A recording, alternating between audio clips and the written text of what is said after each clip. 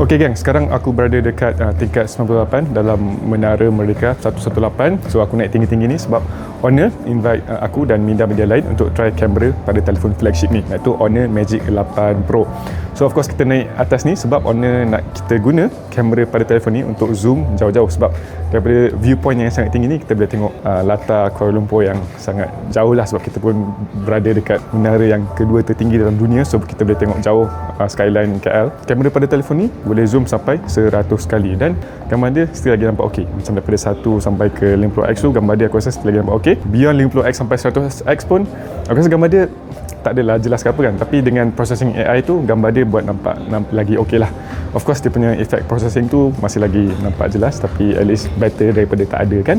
Dan untuk rekod video pun dia boleh rekod video sampai zoom sampai 15 kali. Okey, tadi apa pendapat korang pasal telefon ni? Komen nak ke tak? Aku rasa ni kamera yang sangat bagus lah dalam sebuah telefon flagship.